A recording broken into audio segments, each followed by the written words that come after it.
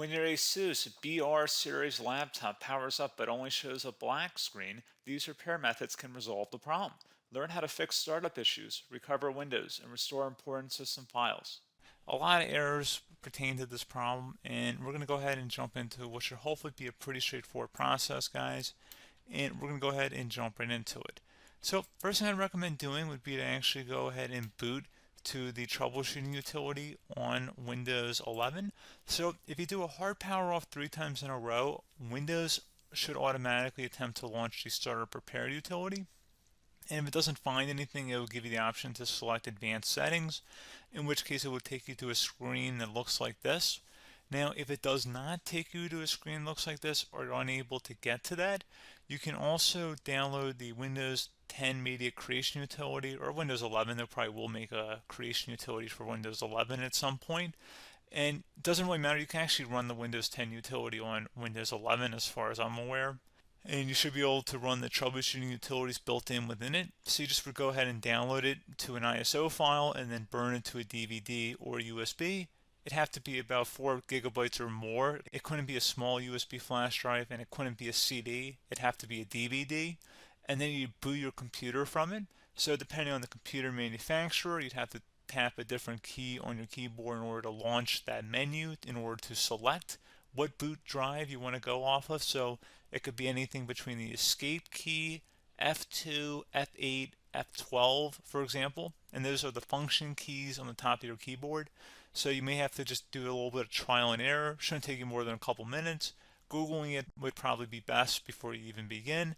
But anyway, we're ready to go ahead and jump right into it. So we're on the choose an option page. So these will look very similar whether you're booting from it directly within Windows itself, or if you're plugged in a USB flash drive with the media creation utility installed and you selected the recovery option. So when you are setting up your Windows 11 installation or Windows 10, depending on the drive you're using, there should be an option to repair your computer in the bottom left corner of the dialog window, one of the first screens that comes up. You go ahead and select that, and then it would take you to a troubleshooting screen like you see here.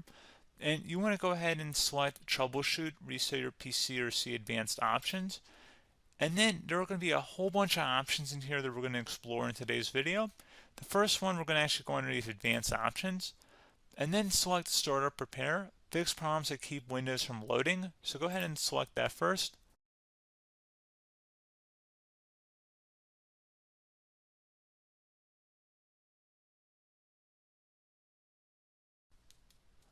Okay, so you can see it could not repair our PC. That was our first option we could try. Something else, if we go back into advanced options here and then select troubleshoot, we're going to go underneath advanced options again. You can go ahead and actually access safe mode by selecting startup settings. And then if you select the restart button, you have the option on the screen select safe mode with networking, which will give you a key on the screen. It'll tell you which key to press to enter that. I believe it's the F7 key. It'll do that for you. I'm not going to go over that in today's tutorial because I don't really want to go into safe mode, but you're more than welcome to attempt that by going into here and then selecting restart. Again, it'll launch another screen. It'll say what key do you want to press, and it'll give you like 7 or 8 different options, and you want to select safe mode with networking. There's also an option for a command prompt too, but that's going to be something we're going to cover later in this video, and we don't even have to go through that in order to access it. So that's why I'm not going to really push for that, because unless you know exactly what's causing the problem, you probably don't need to go into safe mode. Unless you're trying to recover files, in which case then you definitely can go into safe mode, but we're trying to actually recover our computer here. So I hope that makes sense. Something else we can also try here as well would be to uninstall updates, remove recently installed quality or feature updates from Windows. So if you go ahead and select that, you can uninstall the latest quality updates, which generally is the more day-to-day updates. Feature updates are the less regularly released ones, like the big ones. I would equate it to service packs in like Windows 7 and Windows Vista and Windows XP. So larger updates that occur once or twice a year at most. And the quality updates are more just a regular update. So probably obviously depend, it'll take longer if you're going to try and uninstall the latest feature update versus quality update. And maybe you don't need to go back that far. So just giving you guys a couple pointers with that. Something else you can also look at here, and we're going to jump into the command prompt in a little bit, But you can select System Restore, which will use a restore point recorded on your PC to restore Windows. And this is something I would highly recommend here, guys. So select Next.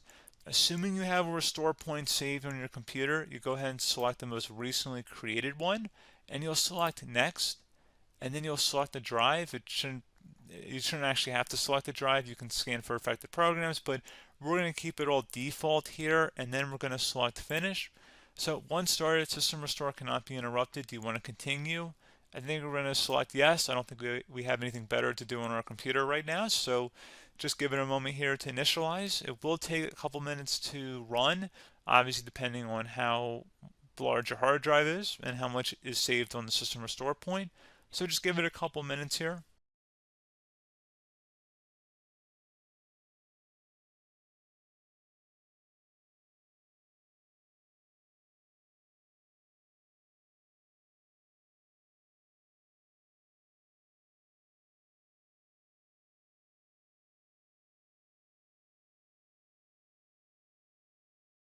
Okay, so you can see the system has been restored successfully. We're going to go over a couple different methods in addition to that if that did not work. So I'm just going to pause the video and we're going to start back on the recovery screen that we started with. Okay, so a couple other things we can try here too. If you go back into troubleshoot, you can select reset your PC, while you choose to keep or remove your personal files and then reinstalls Windows. You can select to keep my files, which will remove apps and settings but keeps your personal files. You can also select remove everything, which will remove all of your personal files, apps, and settings. So this is more of a factory reset, the second option here. First option, it should not delete all of your personal files. However, it will pretty much clear most of your programs. And keep in mind, there's no guarantee that your information, number one, is even still available and easily recoverable on your computer to the point that you actually would be able to recover anything. And the second point is that there's always a chance that it won't actually recover and it will just do a factory reset anyway.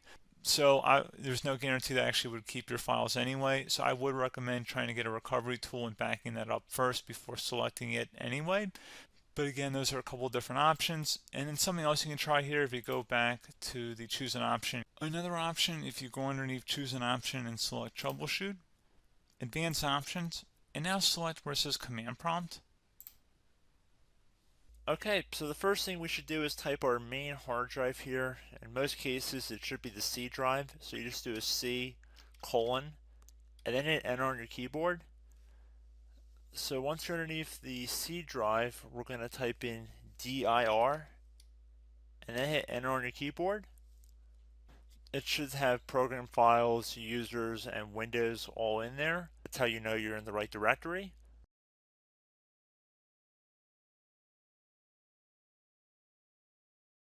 In some cases, it might be the D drive as well, so just keep that in mind.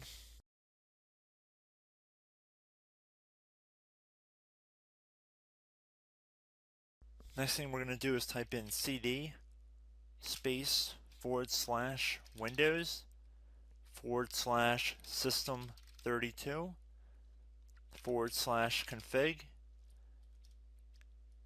and then you're going to hit enter on your keyboard.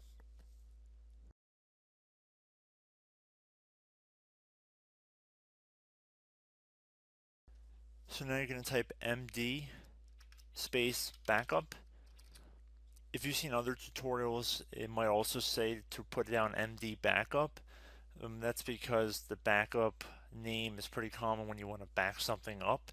So you can name this whatever you want, doesn't have to be backup. So if you've already made a backup folder in the past, you could do backup 1, for example. So once you're done setting the name you want the backup to be called, hit enter on your keyboard again.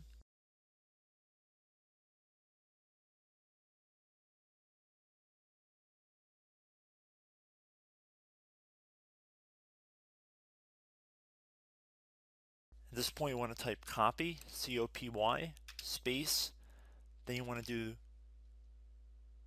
the star symbol above the 8 key, then do a period or a dot, whatever you want to call it, then another star sign, and then another space, and then type backup, and then hit enter on your keyboard.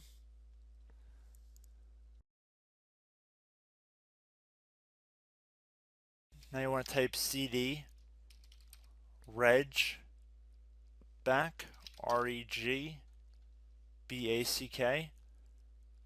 and then hit enter on your keyboard.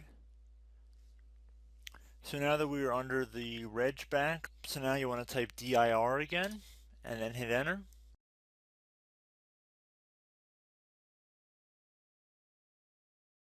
So now at this point we're going to type copy again. So copy, space, $sign, dot, another $sign, space, and then 2 dots. So we're going to type copy, space, $sign, dot, sign, $sign, dot, dot, and then hit enter on your keyboard again. So for overwrite, you want to overwrite all. So type A on your keyboard, so capital A, and then hit enter on your keyboard.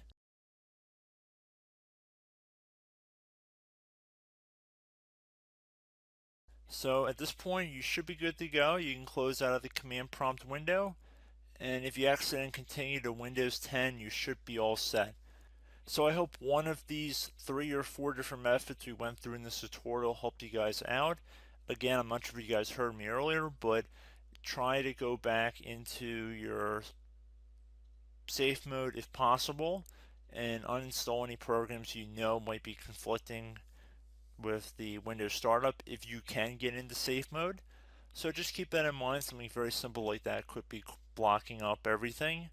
So again, I hope this tutorial helped you guys out, and I will catch you in the next tutorial. Goodbye.